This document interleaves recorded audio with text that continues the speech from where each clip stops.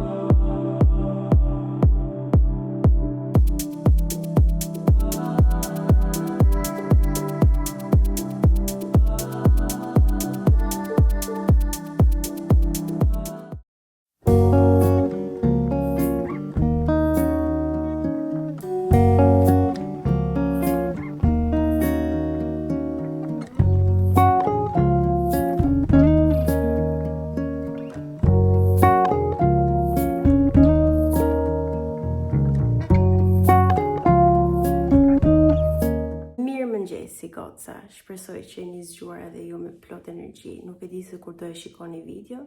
Nëse e shikoni në mëngjes, po ju them mirë mëngjes.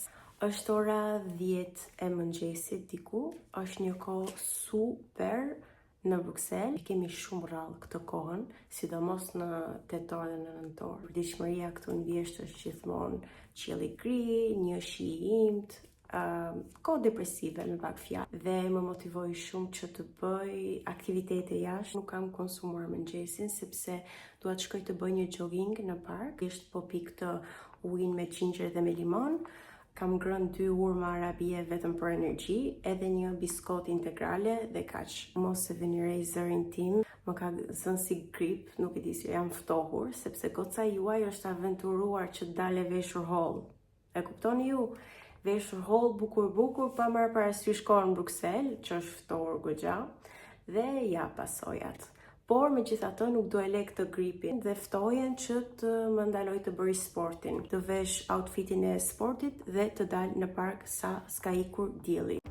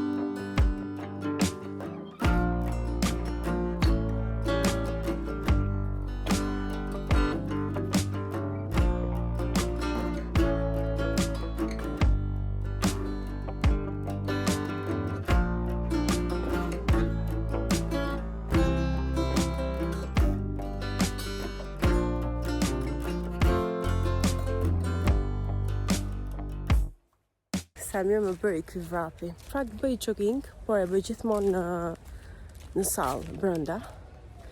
Edhe është shumë ndryshe kur e bën jashtë. Natyra të hapin më shkrit. Por fatkeqësisht koha nuk na e lejon shumë në Belgjik.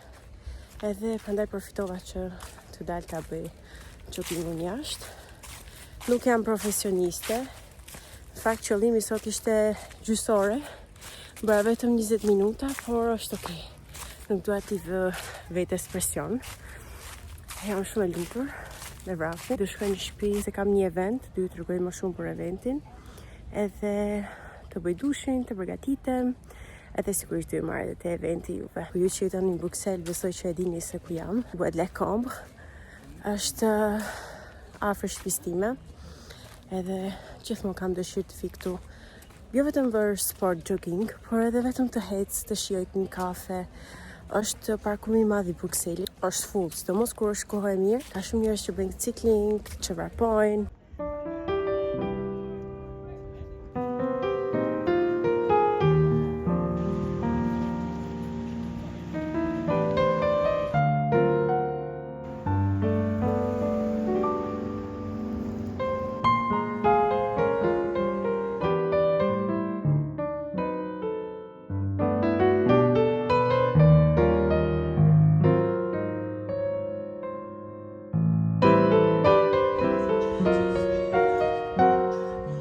Ktheva nga i eventi, të thënë drejtën nuk më pëlqeu. Ishte një event që ka emrin After 5 Co.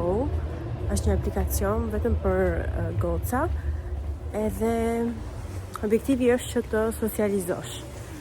Ka tema të ndryshme që diskuton mbi jetën profesionale, mbi heartbreak, mbi gjithçka. Dhe unë e zgjeta tavolinën që të diskutojmë mbi gjithçka. Nuk isha një temë të përcaktuar në aplikacion, pasi e rezervova, aty thoshte që jemi 7 persona, 7 goca. Mbrita aty ishim vetëm 3 dhe ne po prisnim që tjera të vinin, por nuk kanë ardhur. Kështu që mbetëm vetëm 3 goca aty, shumë më të mëdhaja se unë në moshë. Ishim një bisedë të këndshme, por kaq. Nuk e di domethënë.